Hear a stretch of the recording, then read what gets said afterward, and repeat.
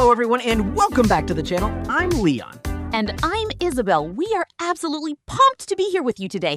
Usually, language channels teach you basic phrases like how to order a sandwich or check into a hotel, but today is different. Today, we aren't talking about learning English. We are talking about mastering it. That's right. We are exploring the difference between just surviving in a language versus truly dominating it. We're breaking down that frustrating, invisible wall so many learners hit, the B1 Plateau. Oh, the B1 Plateau. You've been studying for a while, you use your apps, you can handle casual chats about the weather, and you feel confident. But then you turn on a movie without subtitles or you join a fast-paced conversation with native speakers and suddenly, boom, it feels like the floor drops out from under you. It's heartbreaking, really. A B1 learner is what linguists call an independent user. Essentially, a tourist who is very good at being a tourist. It's functional, but it lacks depth, nuance, and speed. Whereas a C1 learner is a proficient user. They don't just hear the literal words, they hear the sarcasm, the hesitation, the attitude, and the joke behind the joke. They understand what isn't being said. Today, we have combed through expert strategies and instructional research to bring you the 7 golden strategies to jump from B1 to C1. These aren't just simple study tips, they are tactical habits that physically retrain how your brain processes sound. Let's dive into strategy 1, the train hard, fight easy immersion principle.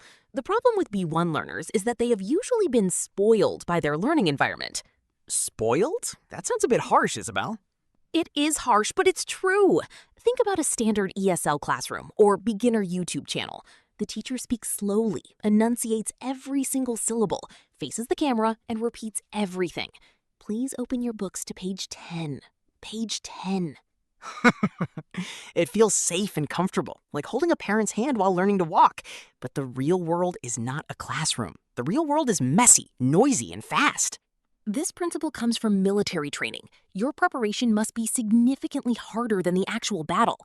If you only train in safe, slow conditions, reality will overwhelm you. You must stop listening to materials made for learners and start listening to native speakers talking to each other. And inside this strategy lies the one-time rule. When you practice listening, you play the audio once and commit to your answer. No rewinding.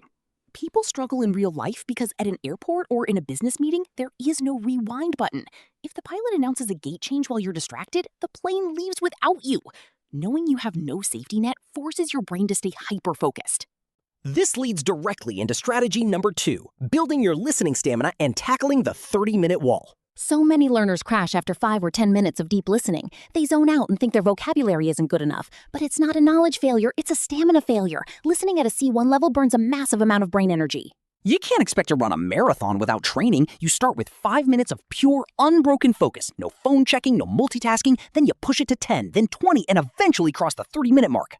And what destroys that stamina? Social media doom scrolling. Apps designed for 15-second attention spans fracture your focus. Deep listening requires holding a single complex thought for half an hour. Protect your cognitive battery. Strategy number 3 is a total game changer. Proactive listening through prediction. A B1 learner is reactive. They passively sit and wait for words to hit their ears. A C1 learner is proactive. They simulate where the sentence is going before it's even spoken. Think of it like driving. You look ahead at the road, but you peripherally predict that a cyclist might swerve or a car might pull out from a side street. You aren't surprised when it happens because your brain was already prepared. You can use context clues to prime your brain. If a podcast is titled 19th Century Industrial Revolution, your brain should immediately open that mental folder, expecting words like steam, factory, production, labor, and machinery. You narrow down your search field from 50,000 words to 500. You can also use grammatical prediction. If someone says the price of the house increased to, your brain shouldn't expect a verb or a person's name. It expects a currency or a percentage. Living in the future of the sentence is what fluent listening feels like. Now let's talk about strategy number 4, navigating nuance traps, self-corrections, and distractors. B1 learners are keyword hunters. They hear a word, grab it, and assume it's the answer. But C1 speech is full of corrections. For example, we initially planned to launch the product in London. Actually, no, we ended up choosing Manchester. The B1 listener writes down London the second they hear it and stops listening. The C1 listener catches the hesitation, tracks the correction, and correctly notes Manchester. Watch out for double negatives and subtle phrasing too. Saying the food wasn't bad means it was decent, not terrible. Or saying I was least satisfied with the drinks implies you actually liked everything else. Strategy number 5, handling unknown words without panicking. Even professors don't know all 170,000 plus words in the English language. Your goal is not to decode every single word, but to grasp the overall message. When you hit a completely unfamiliar word, you have two choices. Ignore it instantly if it's just a decorative adjective that doesn't change the main point. Triangulate the meaning using surrounding context clues. And strategy number 6, spatial visualization. When listening to directions or complex layouts, don't just memorize words like turn left. Create a 3D mental movie and imagine yourself as a ghost walker moving through the space in real time. Strategy number 7, the perfect practice protocol. Doing 100 listening tests badly won't make you C1. Practice doesn't make perfect. Perfect practice makes perfect. Follow this 3-step loop. Simulate reality. Take a test with 0 pausing or rewinding. Forensic analysis. Don't just look at your score. Analyze why you got specific questions wrong. Was it a spelling error, a distractor, a focus lapse? Targeted repair. Fix the specific weak spot before taking another test. The ultimate goal is the shoelace analogy. You don't stress when tying your shoes because you've done it thousands of times automatically. You want grammar prediction and nuance detection to become second nature. Let's expand our deep dive with part 7.1, Mastering Connected Speech. One of the biggest complaints from B1 learners is native speakers talk too fast. But Leon, is it actually speed or is it something else? It's rarely about actual speed, Isabel. It's about connected speech. Native speakers naturally merge, drop, or transform sounds to save physical effort when speaking. If you were expecting textbook pronunciation, your brain gets totally lost. Exactly. Take assimilations and elisions. For instance, instead of saying, what do you want to do? A native speaker says, what do you want to do? Or instead of next door, you hear next door, where the T completely disappears. If you train your ear to recognize these phonetical shortcuts, like intrusive sounds, adding a R or W between vowels, like law and order, sounding like law rand order, fast speech instantly stops sounding like a foreign code. Part 7.2, Cracking Accent Diversity. On high-level exams like IELTS or in global business meetings, you will rarely hear a standard neutral American accent for 40 minutes straight. That's a classic trap. You'll get a mixture of received pronunciation British, Australian, Scottish, Irish, and South African accents. A B1 learner who only listens to standard American TV shows gets completely disoriented by Australian vowel shift. For example, in a standard Australian accent, the A sound in mate or day sounds more like might or die. If a speaker says, I'll see you today, a confused listener might hear, I'll see you to die. To reach C1, you must actively expose yourself to diverse regional accents. Listen to BBC Radio 4 for British dialects, ABC Australia, or Scottish news broadcasts. Diversity in input builds true adaptability. Now on to part 7.3, Decoding Idioms and Metaphorical Language. At the C2 level, people speak almost entirely in figures of speech and metaphor. Imagine you are listening to a corporate meeting audio and someone says, we need to tackle the low-hanging fruit before we move the needle on this project. A B1 learner starts visualizing an orchard and needles, but a C1 listener translates that instantaneously. We need to complete the easiest tasks first before we can make significant overall progress. Or when someone says, I'm playing it by ear, or he's throwing in the towel. If you take real-world English literally, you will misinterpret the entire emotional tone of the speaker. Focus on metaphorical fluency. Part 7.4, Tracking Academic Signposting Words. This is vital for university lectures, TOEFL listening, or IELTS Section 4.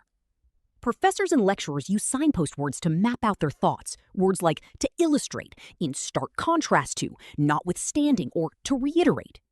If you hear notwithstanding the initial progress, your brain must immediately prepare for a major drawback or contradiction. Signpost words act as traffic lights for your ears, telling you when to expect a turn, a stop, or an acceleration of the main argument. Never just listen to the noun or verb. Listen for the structural skeleton of the lecture provided by these connectors.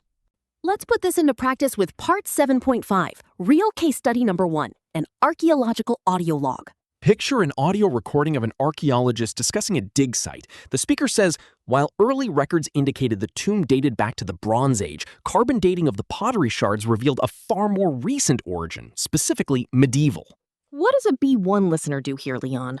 The B1 listener hears Bronze Age first, writes it down, and feels proud, but they completely miss the contrast connector while at the start and the correction far more recent. The actual answer is medieval. C1 listening requires you to hold conflicting timeline information in your head until the sentence structure resolves itself. Part 7.6, Real Case Study Number 2, business negotiation, and tone. Listen to this corporate exchange. We could certainly adopt their software framework, assuming, of course, we are willing to overhaul our entire security protocol. Notice the tone. Words say we could certainly adopt it, but the voice drops, slows down, and adds, assuming of course. A B1 listener thinks, great, they agreed to adopt the software. But a C1 listener catches the passive resistance and sarcasm. The speaker is actually saying, that's a terrible idea because overhauling security is way too expensive. Tone reveals true intent. Part 7.7, high-speed note-taking systems. When you are listening to long 10-minute monologues, how do you take notes without missing the audio? You must abandon writing full sentences. Develop a personal system of shorthand, symbols, and abbreviations. Use arrows for cause and effect, arrow to the right, plus signs for additions, plus sign, and simple initials for names. And crucial rule, never look at your notebook while writing. Keep your eyes focused on the screen or paper, keeping your cognitive attention locked on listening while your hand mechanically jots down keywords. And finally, part 7.8, building psychological resilience. What happens when you miss 3 answers in a row during an exam or conversation? The B1 panic spiral. You miss question 4, you panic about question 4, and while you are panicking, questions 5, 6, and 7 pass you by. A C1 listener practices emotional detachment. If you miss a detail, it's dead and gone. Sacrifice question 4 instantly, cut your losses, and reset your focus for question 5. Maintaining momentum is vastly more important than perfection. Our bonus tip for today is overcoming analysis paralysis. When you overthink mechanical details like grammar rules while listening or speaking, you freeze up. Trust your autopilot. We want to see who made it all the way to the end of this deep dive. Prove your stamina to us by going to the comments section below and writing the phrase, I am consistent. Consistency is the only real magic pill in language learning. Hit the like button, subscribe for more natural C1, C2 podcasts, and let us know your thoughts. Keep practicing, stay consistent, and we'll see you in the next episode. Bye!